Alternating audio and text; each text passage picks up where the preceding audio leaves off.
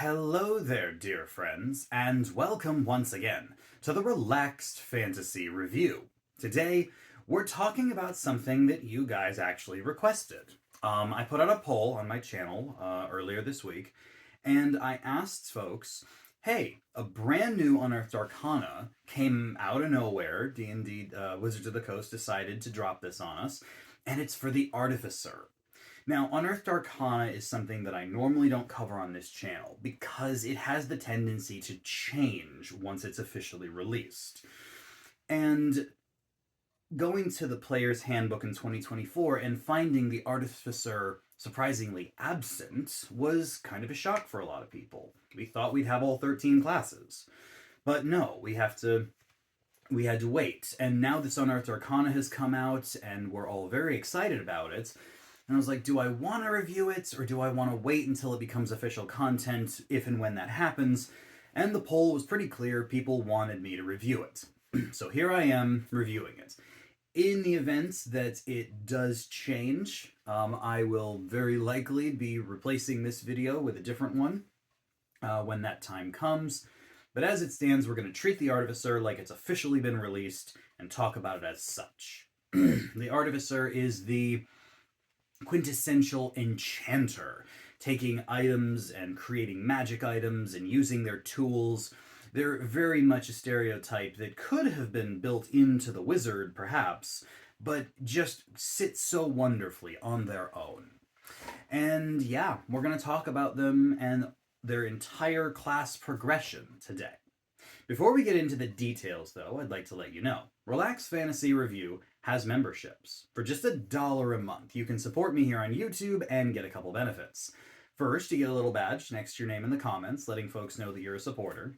But also you get early access to my videos. I upload videos Monday, Wednesday, and Friday, and I upload them a day early for members only.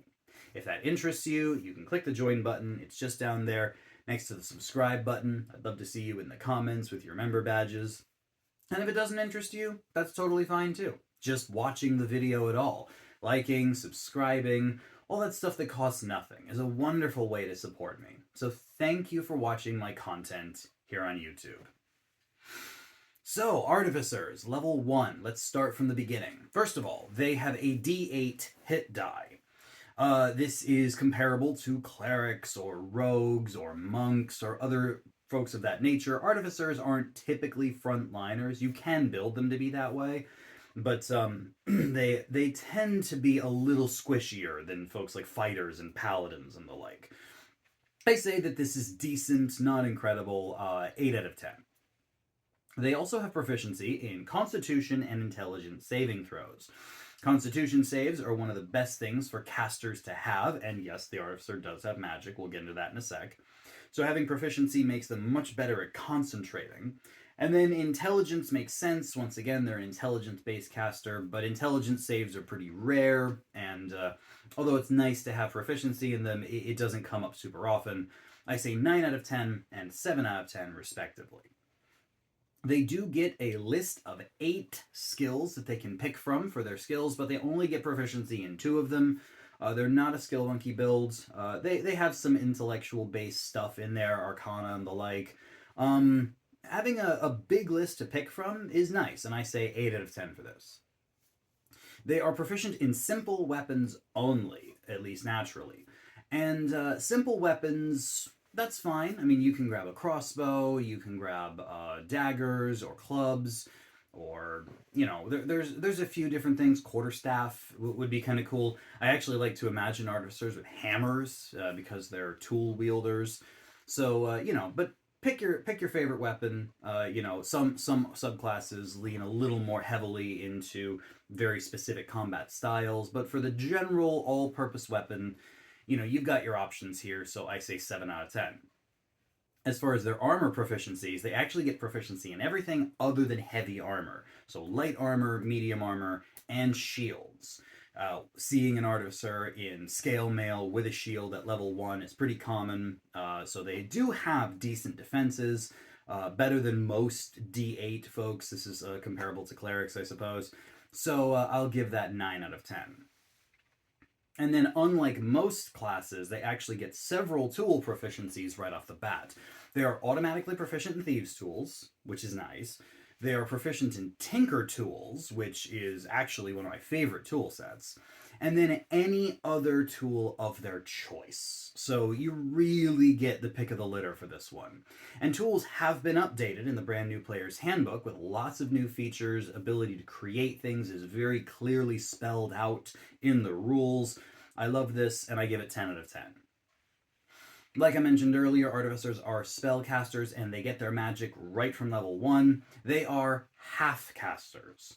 This means that by the end of the game, they have up to 5th level spells, and they never get any higher than that.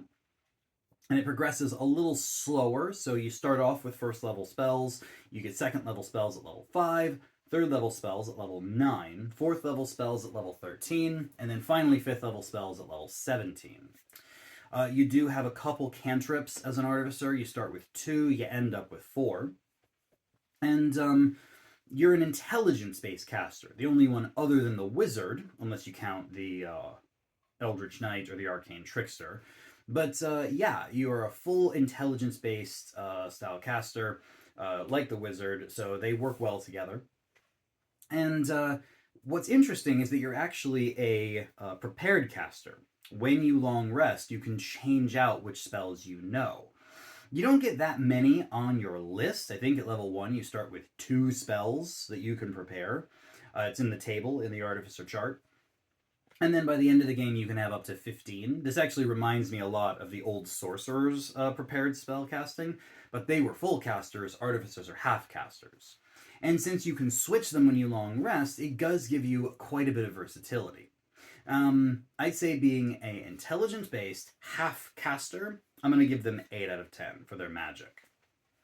Finally, you get magical tinkering at level 1, and this is your, big non-basic feature.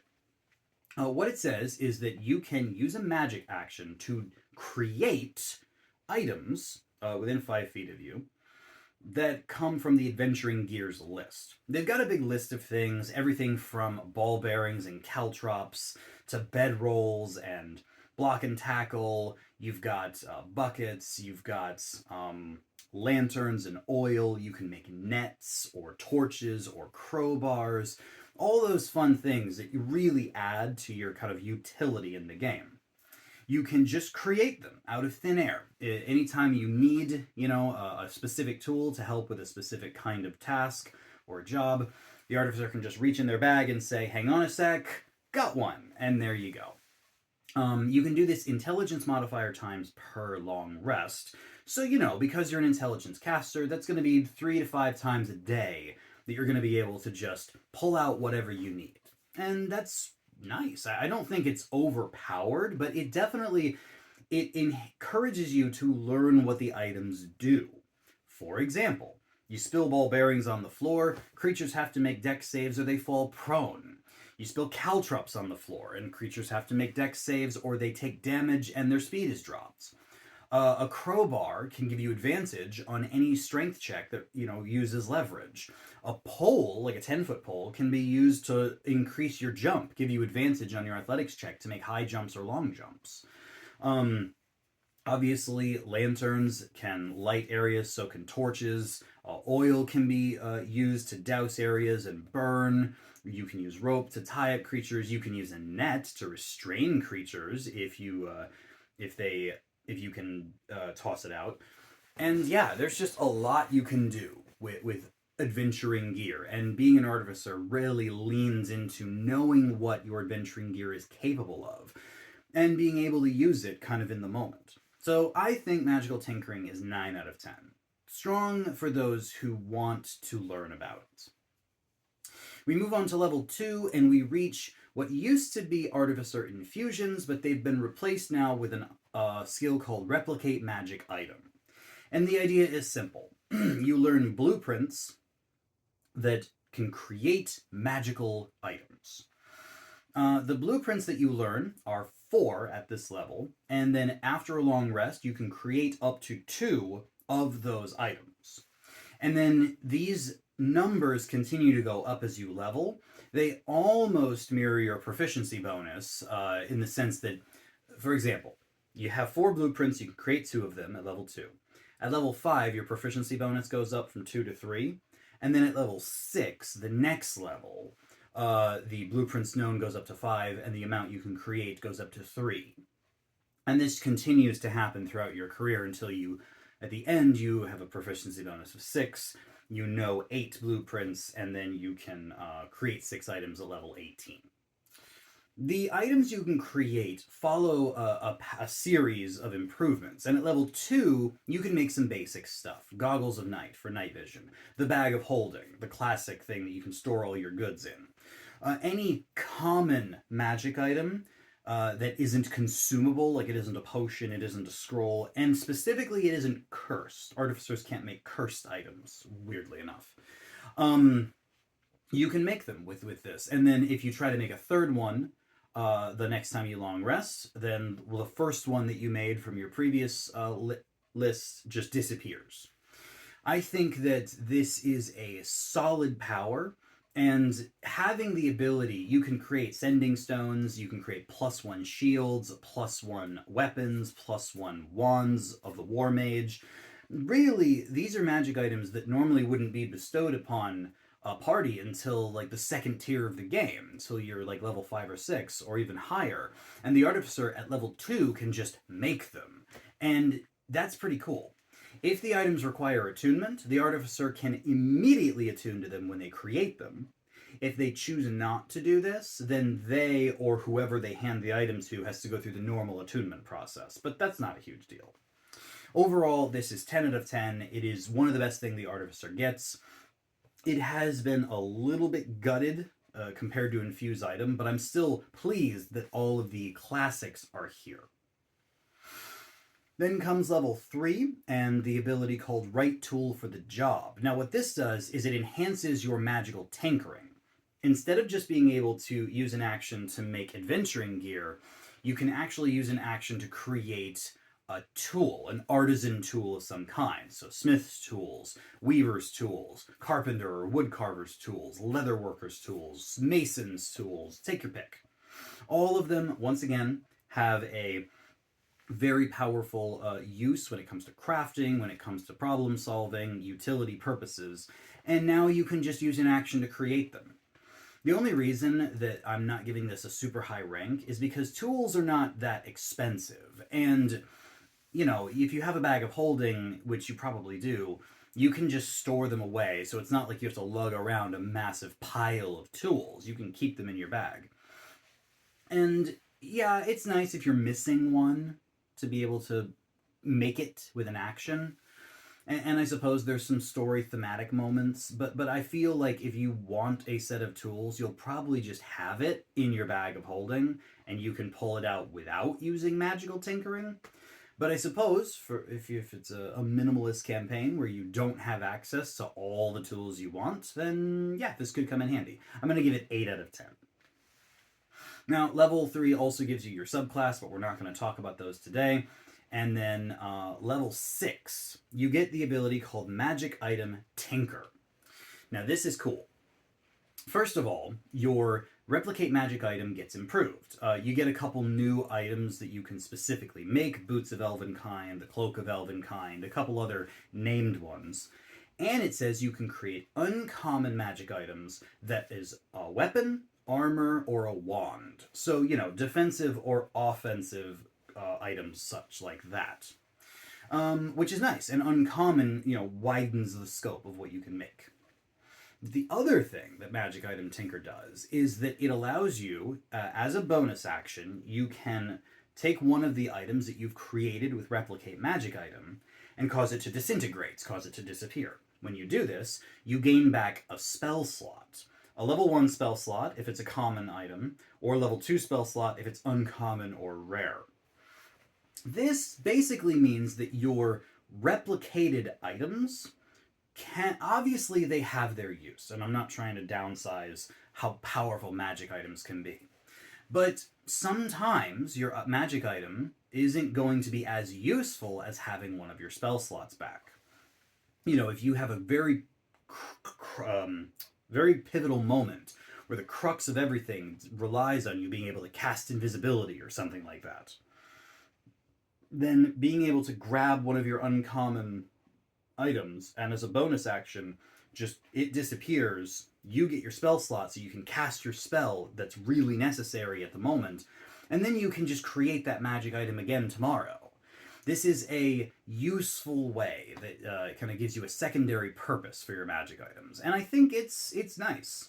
That plus the fact that you can create uncommon magic items now, plus some more unique ones, I'm gonna give this 9 out of 10. I think it's a really good spot to be. At level 7, there's a classic Artificer feature that hasn't changed. You know it, you love it. It's called Flash of Genius. When a creature within 30 feet of you, this can include yourself, fails on an ability check or a saving throw, you can use your reaction to add your intelligence modifier to that ability check or saving throw. So, if you're really, really needing to pass a stealth check, or you're trying to resist mind control with a wisdom save or something, and you roll low, you can, with a reaction, add a +3, 4, or 5 to that save, which is a solid bump. Like, this is very Aura of Protection style, except it's a reaction, and you can only do intelligence modifier times per day. This, once again, pushes you to bump your intelligence as fast as possible, giving you more uses and a bigger bonus. This kind of bump will save you and your party members often. It is very, very powerful, and I give it 10 out of 10. Level 10 rolls along, and we have Magic Item Adepts. Now, this one, once again, it enhances what you can make with Replicate Magic Item. Now, you can make uncommon rings or wondrous items with your replicated magic items. This is basically opens the floodgates for pretty much all uncommon items, because most magic items fall into those categories. Wands or weapons, armor or rings, or wondrous items. There's some exceptions to that rule, but that's the vast majority of them. And yeah, now you can do that. Also, at this level, you can attune to an extra item. Most characters in the game, in fact all of them, can only attune to 3 magic items at a time. If they try to attune to a 4th, they lose the attunement to the first one they did. But now you can attune to 4 of them. This, especially since you make your own magic items a lot of the time, is going to be really, really powerful because it lets you stack your bonuses a little bit higher. At level 10, uncommon magic items aren't that hard to come by, at least if you're going by the Dungeon Master's Guide rules. So I'm going to give this 9 out of 10. I think that the attunement slot is your big power boost here, and the extra items that you're getting at level 10 for replication they're okay. There's going to be a couple key picks in there, but nothing that blows my mind. But level 11, now we're blowing minds. The spell storing item power. When you finish a long rest, you can designate an item, a weapon, or any sort of adventuring gear, basically any item you like. And you can put a spell into that item. It must be on the Artificer spell list, and it has to be a spell of 1st, 2nd, or 3rd level.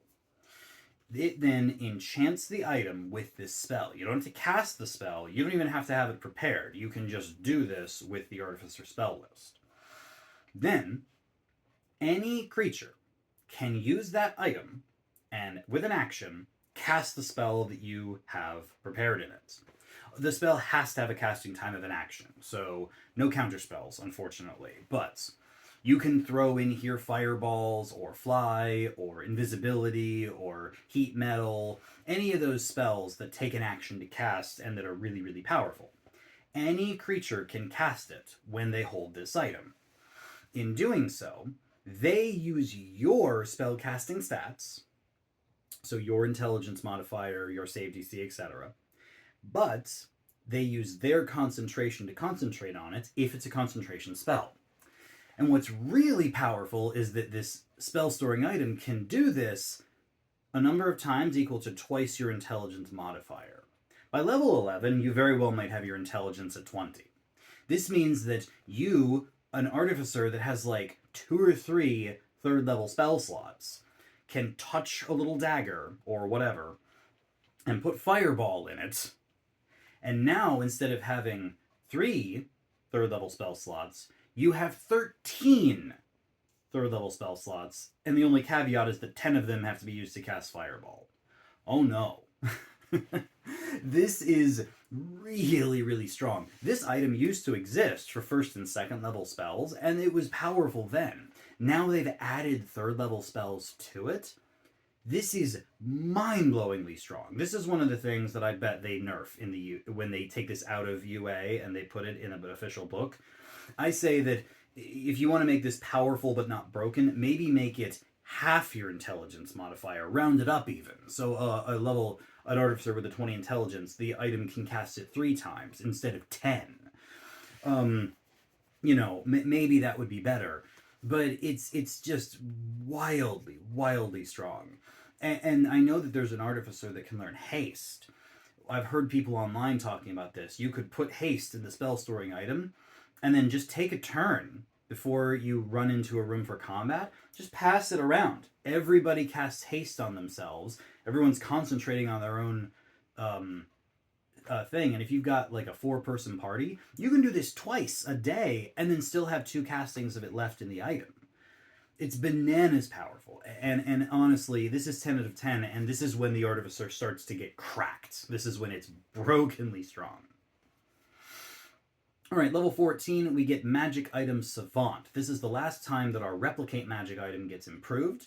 And now you can create any weapon, wand, armor, ring, or wondrous item that's rare instead of uncommon. The only caveat is that you can only have 3 rare items at a time. By this level, you probably have you can have 5 magic items created, so 3 of them can be rare, and then 2 of them have to be uncommon or common. But still, that's a good bump to the power. Rare items is when you really start to get some strong stuff. You also can attune to 5 items at once, so if you really want to, you can make 5 items that all require attunement with your Replicate and just load yourself up.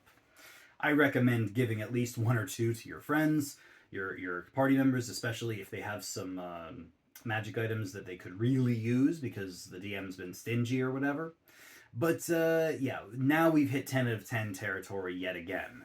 This is when your bonus stacking has gone kind of criminally insane.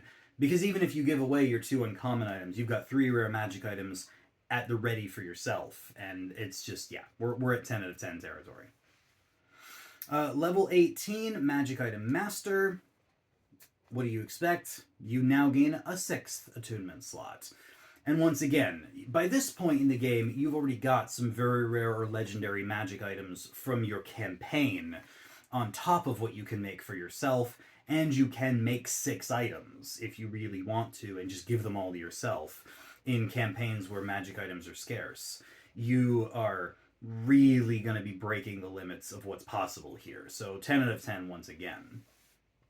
Finally, at level 20, the capstone feature, Soul of Artifice. This has 2 benefits. First of all, if you have your replicated magic items out and about, and you drop to 0 hit points, you can make one of those items disappear. When you do so, it no longer exists, it disintegrates, and you drop to 20 hit points instead of 0, allowing you to effectively save yourself with extra lives over and over. You just have to sacrifice your magic gear to do it. Pretty strong, honestly. The other thing is that you get magical guidance as long as you are attuned to at least 1 magic item, and if you aren't, then you're probably playing this character wrong. You automatically have an extra d6 on your ability checks. This is like guidance, which, by the way, Artificers do get guidance, but this stacks with it. So now, as long as you're attuned to something and you think to cast guidance on yourself, you can add a d4 and a d6 to any ability check you do. At level 20, ability checks might not be the thing that makes or breaks the game, but you never know. You could be in a really high level exploration-based situation, and ability check might save you. This plus Flash of Genius basically means you're not going to fail ability checks ever, but you're also level 20, so six of one, half a dozen of another. I think that for capstones, it's okay. It's not great. The saving yourself part is nice. It's a shame you have to sacrifice your gear to do it, but it's nice that you can. Maybe if your fighter has a legendary magic sword and you've made them an uncommon magic sword and they just kind of keep it as a backup weapon, they won't mind if you disintegrate it when you're about to die.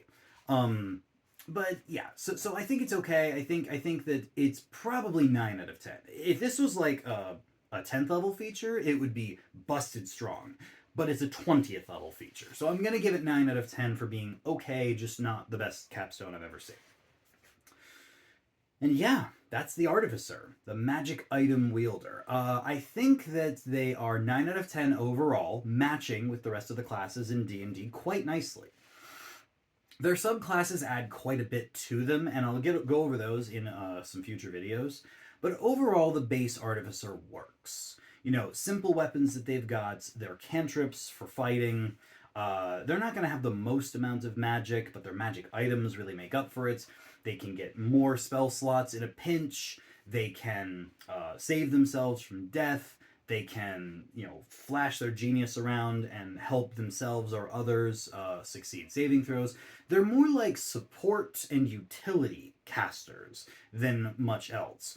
They do have some choice offensive spells. Please don't get me wrong. An Artificer can be quite potent in the right situation just by attacking with their magic, and their concentration is solid thanks to proficiency in con saves. So there's a lot to talk about. I think 9 out of 10 is a good place for them to fall. They're not the strongest, they're not the most versatile, but they've definitely got so many solutions for problems. They almost feel kind of like a magical rogue. Someone who always has an answer through their proficiencies and their skills, except in this case, it's through their spells and their items. So yeah, 9 out of 10. I really hope that minimal tweaking is done here. I think that with one exception, with that spell storing item, which is the only broken thing that's here, and honestly, you could keep it, just tweak down the number of times it can be used, perhaps. Other than that, I think that the Artificer is well balanced and well built. I say 9 out of 10. Thanks, Wizards of the Coast. Please bring the Artificer officially back. Throw them in any upcoming book that's coming out. We want them. We really want them back. This has been the Relaxed Fantasy Review. If you enjoyed the video, please like and subscribe down below. Have a look for the join button down there, and keep your eyes peeled for some more reviews coming down the line soon. Have a good one, my friends.